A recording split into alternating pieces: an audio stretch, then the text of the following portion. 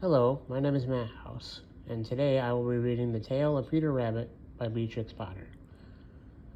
Now, who do we think, in the cover of the book, who do we think this is a picture of?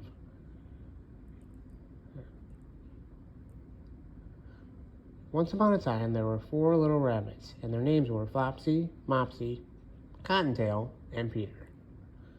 They lived with their mother in a sandbank underneath the root of a very big fir tree.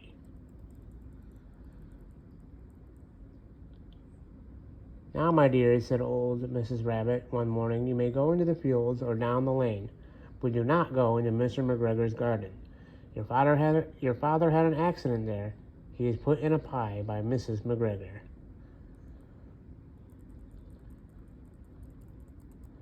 Now run along and don't get into mischief. I am going out."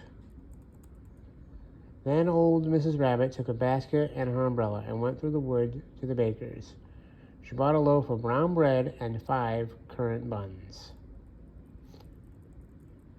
Flopsy, Mopsy, and Cottontail, who were good little bunnies, went down to the lane to gather blackberries. But Peter, who was very naughty, ran straight away to Mr. McGregor's garden and squeezed under the gate.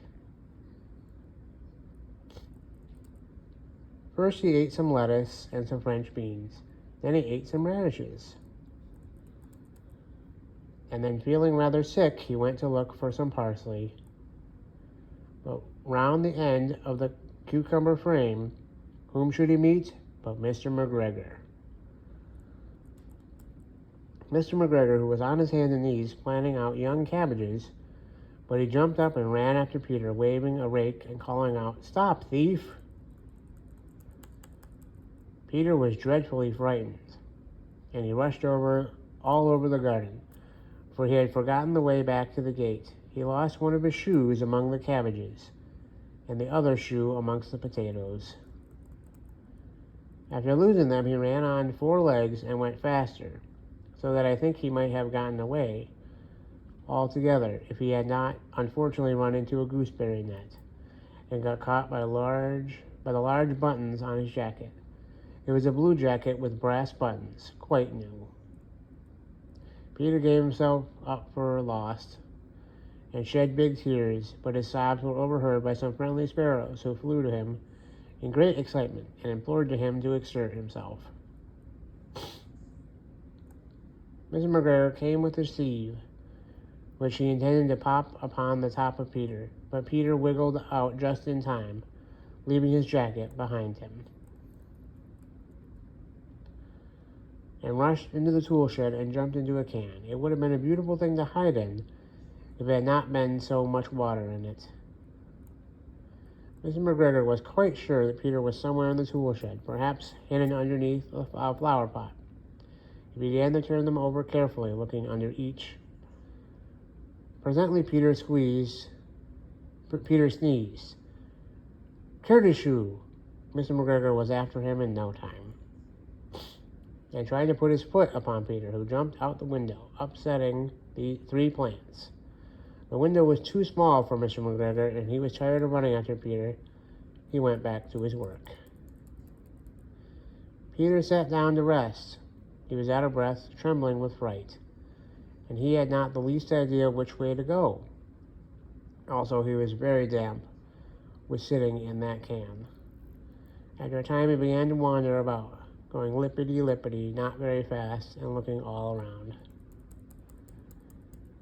He found a door in a wall, but it was locked, and there was no room for a fat little rabbit to squeeze underneath. An old mouse was running in and out over the stone doorstep, carrying peas and beans to her family in the wood. Peter asked her the way to the gate, but she had a large pea in her mouth, so she could not answer. She only shook her head at him. Peter began to cry. Why do we think Peter in this picture is sad? Then he tried to find his way straight across the garden, but he became more and more puzzled. Presently he came to a pond where Mr. McGregor filled his water cans. A white cat was staring at some goldfish. She sat very, very still, But now and then the tip of her tail twitched as if it were alive.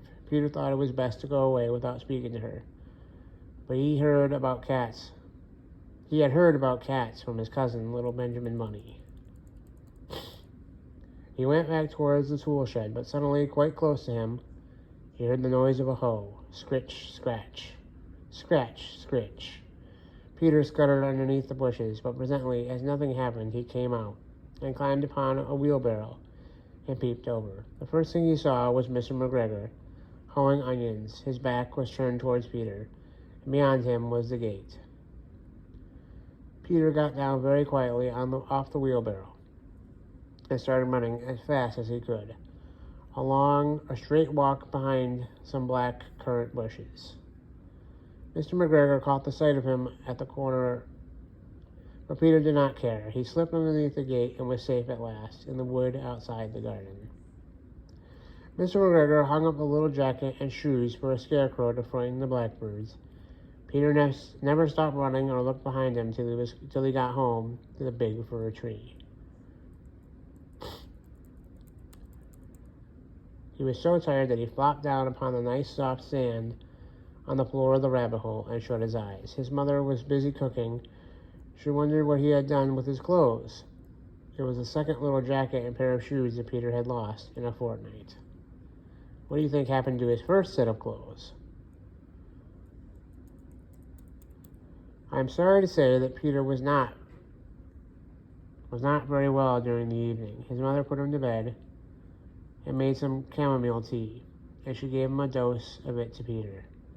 One tablespoonful to be taken at bedtime. But Flopsy, Mopsy, and Cottondale had bread and milk and blackberries for supper. So what do we think?